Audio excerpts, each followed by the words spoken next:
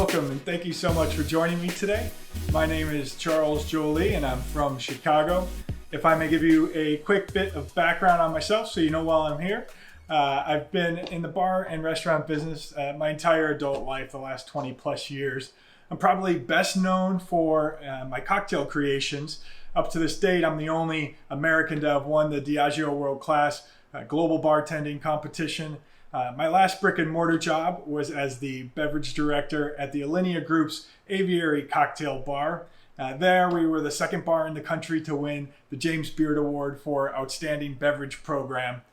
I've since spent the last years, 6-7 years, traveling the world. Up until this March at least, I've been working with bartenders, continuing to learn myself, sharing some of my experiences, and I've had the incredible opportunity over the past 6 years to create and serve the signature cocktails at some incredible events like the Oscars, the Emmys, the Grammys, and the Kentucky Derby a few times.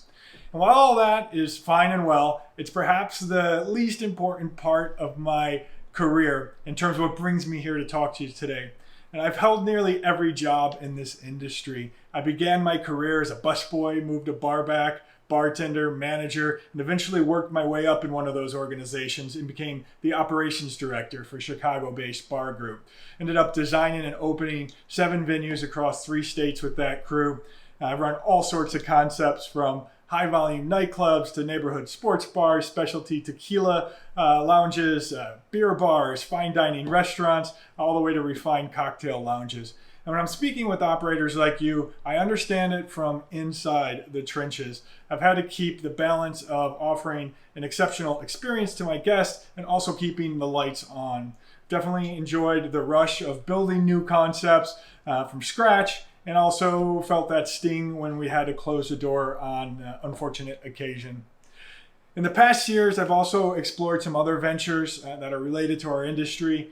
One of the principals of that Chicago restaurant group that I ran ended up co-founding a brand called Craft House Cocktails with me. This is an all-natural premium line of bottled cocktails here to my right. And our goal here was to give people really the same quality of drinks that we were putting across our cocktail bars in places where they normally didn't expect them. We sell to bars and restaurants that might want to lighten the load on cocktail prep, hotels, sports and entertainment venues when those were allowed, airports, and any place else that can basically use a hand with some of the heavy cocktail lifting. A few years ago, I also had the opportunity to design my own line of bar tools and glassware with Fortessa tableware and Schatzwiesel. We co-branded that under the Craft House name as well. It's called Craft House by Fortessa. And those ventures and my time helping to conceive and launch and look over so many of these restaurants and bar concepts really brings us to the topic at hand in this chat. Today, we're going to be taking a look at the face of our businesses, defining what they look like and focusing in on our brands. We'll then take a brief look at the beverage program and how it fits into the brand that we're going to be projecting.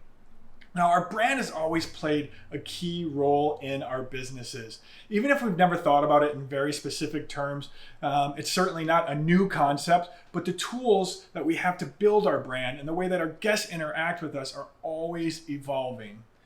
And the fact is, we really do live in a brand craze world. It's all around us. It's nearly impossible to create a truly unique product today. Someone out there is doing something similar to what you and I are doing.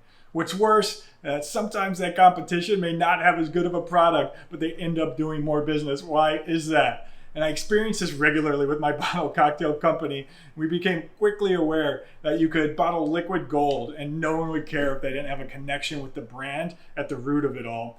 And even worse, if they didn't know you exist, it's going to be even more trouble. And most often people are making their choice based on the perception of the brands they interact with. They may not even know a better option exists yet. They may not know you're out there. And I can't tell you how many times I've seen a Starbucks open next to a great boutique coffee shop and end up being packed all day while the unique venue does a fraction of the business. Starbucks has done such a thorough job changing the way people experience coffee, even down to changing the language that we use when we order.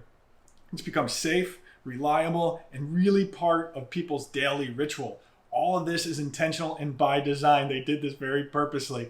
You can see some of the slides here showing how the specific curation of every aspect is in that brand. From the updated logo and brand attributes, it's been slightly altered numerous times over the years. They have an approved color palette that goes through everything they do. Some sample photos that act as guideline for anything that gets shot and is going to be used in the store or on their website.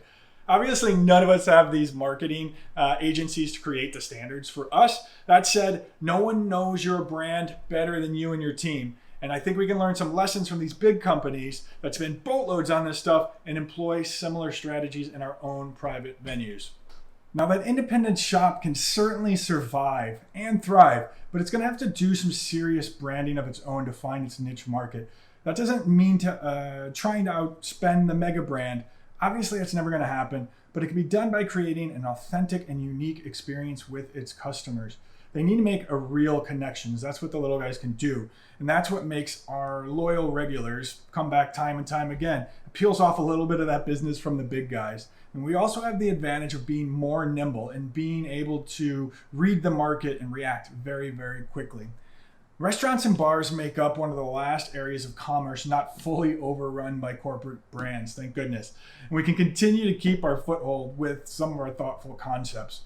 As I've mentioned, whether you've been really focusing on it or not, your venue is already a brand. If you personally are working the floor and your customers know you as the manager, the operator, or the owner, you are part of that brand. Your servers, your valet, your host, even your bussers are all projecting the brand every single day. And aside from the venues, if you have any form of social media, you're putting yourself out there as a brand personally, whether you intend to or not. And you may have heard about the unceremonious and well-earned firing of a founder of a major pizza chain. And his personal actions directly affected the way people perceived that brand. And on a side note, his PR team tried to help him rebrand his personal image with a series of very ill-informed and somewhat silly TikTok videos. And it was really out of touch and insincere. And the effort really backfired because it was just not the truth. People read it right away. Once we put anything out there to be judged by the public, a brand begins to develop. And you have people who have never met you or experienced your restaurant beginning to form judgments and opinions based on the information that they're consuming through all of this social media and online and everything else. So it's out there. Now, we can either let it float aimlessly and take on a life of its own, or we can tailor it and control the message that we want to deliver. So what does our brand do? In the many ways that our potential guests may interact with us, it can be their first impression of who we are. And once someone begins to believe in a brand, it becomes a shortcut in our decision making. It influences where we decide to shop or where they grab dinner and drinks this evening. Your brand is not simply your logo. It's the way the community at large feels about you. And once we build trust in our brand, most often people take the path of least resistance. Think about that Starbucks example. People return again and again, ordering their usual, sometimes, oftentimes, more than once a day. And think about the restaurants that you frequent or when you order online for delivery. How often you order from the same 4 or 5 spots. You're in the mood for Mediterranean, you've got your go-to spot. Pizza, everybody has a favorite. You usually don't bounce around that much. If you need a new pair of jeans, you can just order online because you already know the size and fit from a specific brand that you trust. We recently actually took a look at the branding of and the packaging of my bottled cocktails here. After being in business for 6 years, the market had certainly evolved, and we learned a lot about our customers and about bottled cocktails. And our product didn't change at all. Still the same quality ingredients, the same cocktails, but we had come to understand that there were a ton of great talking points surrounding the brand, but most people only retain a couple pieces of information that we give to them. We were also able to dial in which of those messages were most important to them. What did they want to hear? We realized that our original packaging was a bit too serious. And cocktails are meant to be fun. We can take our cocktails serious, but not ourselves. And we really wanted to convey the quality in the bottle while letting people know that they should be ready for a good time. Our redesign saw immediate and impressive positive responses. The physical packaging here won double gold across the board from the San Francisco World Spirits Comp, which was very cool. We were also able to take the opportunity of rebranding this stuff to polish our website, to review our brand personality, kind of look at it as a team together and apply that to a brand Bible for everything that we've done since then. This carried through all of our advertising onto our Instagram page. That went from being really all over the place to speaking with the voice of the brand and having a unique identity that people were connecting to right away. While researching for this chat, I was curious about my own purchasing habits, so I went back and looked at what I had been eating. And I order out a lot and probably am more willing to try new spots than the average person. I'll pop around and give places a shot. But I also have a lot of options living inside of a major city. With that, I still order from my go-to spots on a 5-to-1 ratio from trying something new. Very infrequent as well that one of those spots made enough of an impression on me to make it into my regular rotation. Our brand also says who you are on the most basic level. It lets people who haven't heard of you know that you exist. Pretty important. It also tells people what you do. It lets people know what makes you unique. And in the end, it's going to be how others perceive you. It will be how they talk about you and how they describe you to their friends and on the virtual world when they get out there and start hitting those reviews, for better or worse. It's also going to determine if they have a connection with you and you're going to be top of mind when they're making their next decision for where they're going to pop out to eat, their next buying decision. So having a thoughtful brand identity isn't just good for attracting guests, but it's good for attracting the right guests. Those people that are really going to appreciate what you're doing and are going to help us grow by spreading the word. All of this leads to our longevity, which is really what we need right now and always in this business. In addition to guests, there's also a nice side effect that will determine the type of staff you attract. Many of the best prospective employees are also looking for the right venue that speaks to their personal style, to their own brand, whether they realize that they're job shopping that way or not. Now, you may be saying, I've been in business for 20 years and I can't change now. I feel you, but I really don't care if it's a multi-generational operation or it's only been around for a year. It is really never too late to evolve and to grow and to further define our brands. That said, unless we're opening a fully new concept or doing a close and overhaul, ease in changes in small manageable bites. If things are going great, it doesn't mean changing up your program, although I think a perfect venue probably doesn't exist. We could all use a little tweak here and there, but it's about how we talk to our guests with the same product you're already delivering and our potential future guests. The information we share with them, the look, and more importantly, the feel that we are putting out there is all important to pay attention to.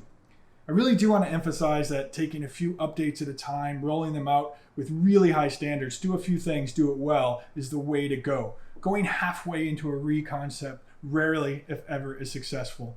We've all seen venues taking hard thematic turns repeatedly in a short amount of time. It's almost always the sign of a floundering business grasping for straws.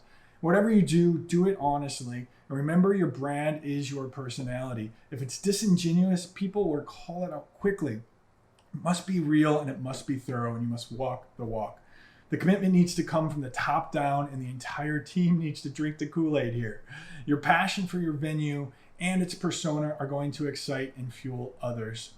And if it doesn't, it may be time to start to look at our lineup a little bit. There's a quote from Patti Smith that I love. She says it was advice given to her by William Burroughs.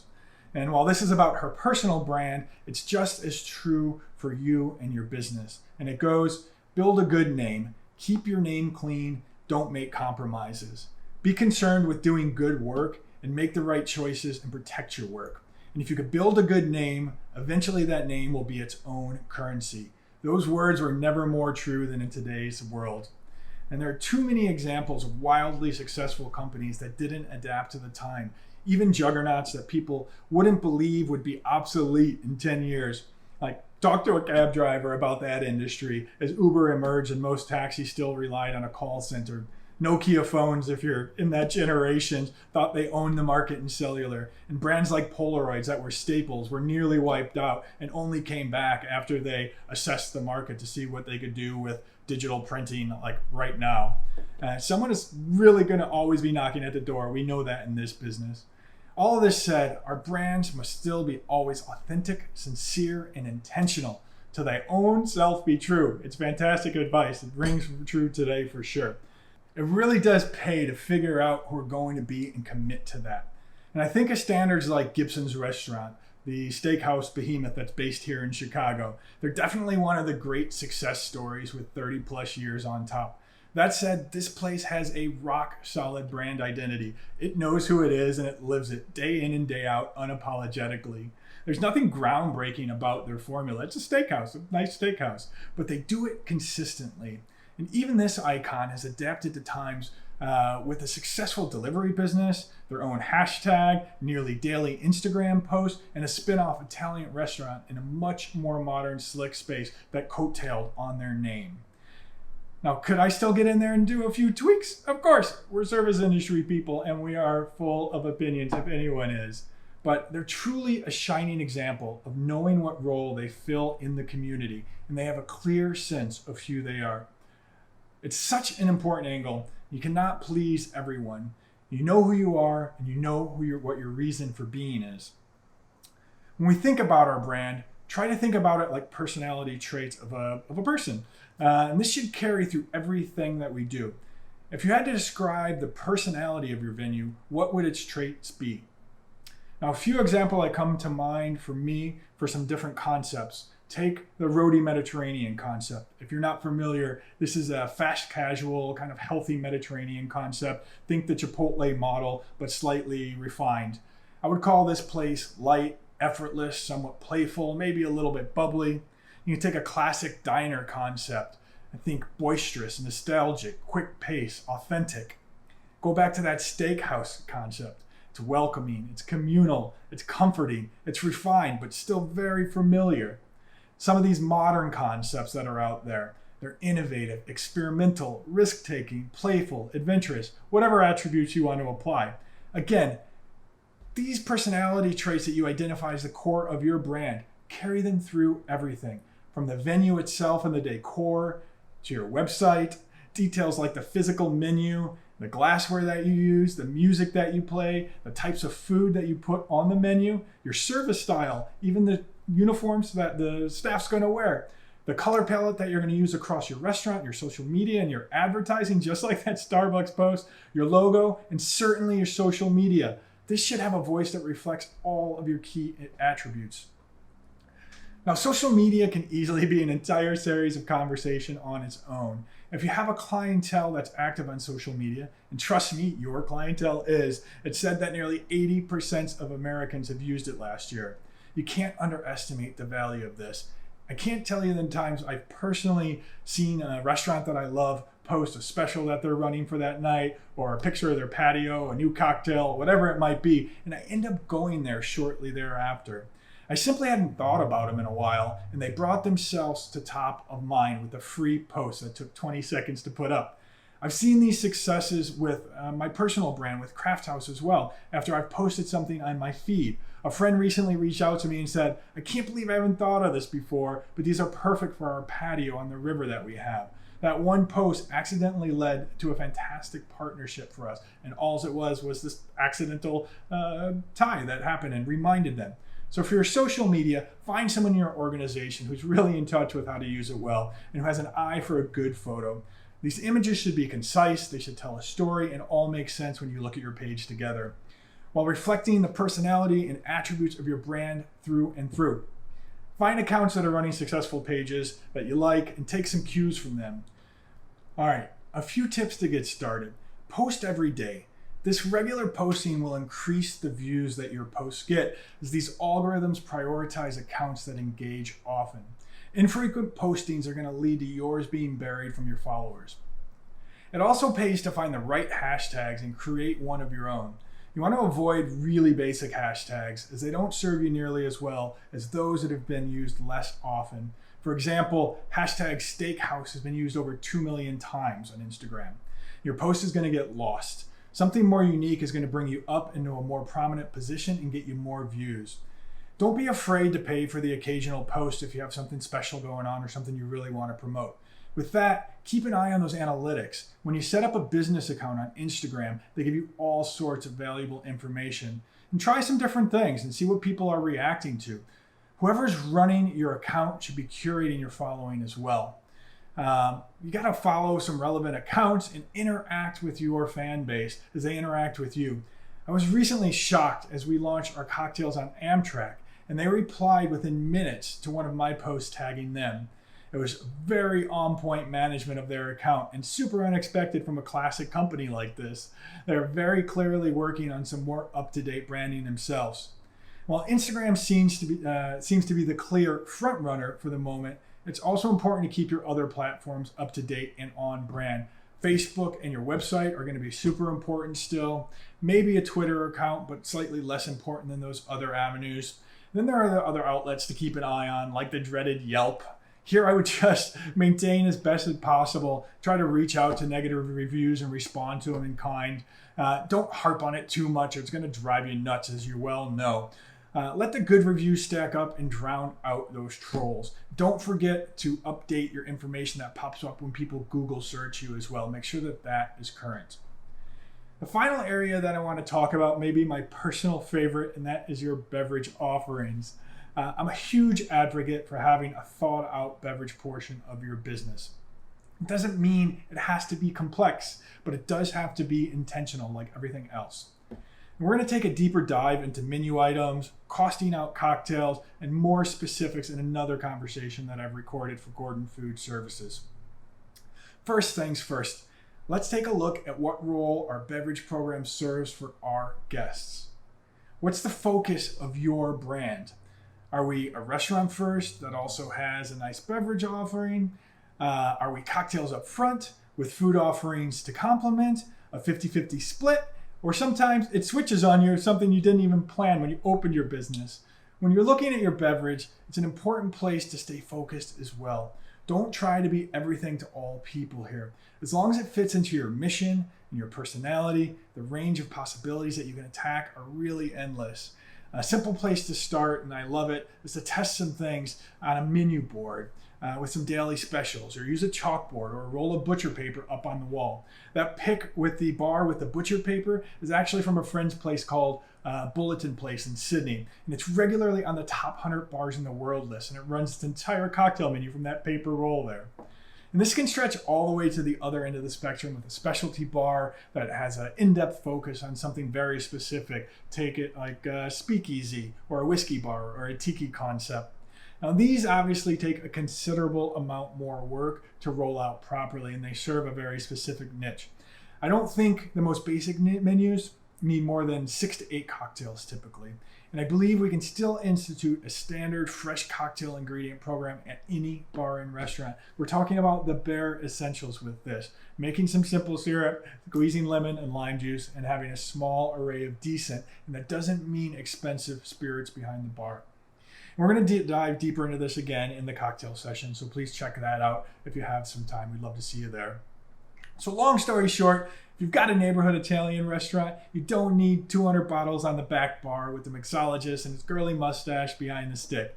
You probably never need that, in my opinion. No offense to my mustachio friends out there, but you should certainly be ready to make a proper Negroni at a bar like that with an attractive orange peel or a nice slice in it, a nice Aperol spritz in the proper glassware, and a few thoughtful vermouths and some Amari on hand to go with your concept that speaks to the brand. Beverage has moved at light speed in the past 15 years. I've worked with airports, hotels, concert venues, all sorts of places to put high quality cocktails on their menus. The entire hospitality community is up-leveled or is in the process of updating its attention to the beverage programs. We don't want your venue to be left behind in this case. All right, we'll get to more of that in a little bit. But for now, I hope we've at least got the wheels turning, thinking about our brands. Get some folks together that you trust, people that aren't going to pull any punches and be yes men, and take a look at your brand. How do you see it? How do others view you? And are you doing everything you can to take control of your message? At the end of the day, we are in the business of serving our guests. And those guests have an incredible amount of noise vying for their attention right now. What is it about your venue that's going to capture that audience, build that trust, and create an experience that makes you their go-to? Thank you so much again for joining me. And thank you to Gordon Food Services for this opportunity and for having me as a guest speaker. I really, truly appreciate their sharing great content from all these guest speakers from all different backgrounds. It's refreshing for a company that provides all the necessities to our restaurants and bars to also understand the intangibles that can help to make us even more successful. Take care and be well. I'm Charles Joly. You can find me on Instagram at Charles Joly. Check out my bottled cocktails at Drink Craft House. Feel free to send me a note at charlesjoly.com. Cheers. Thanks.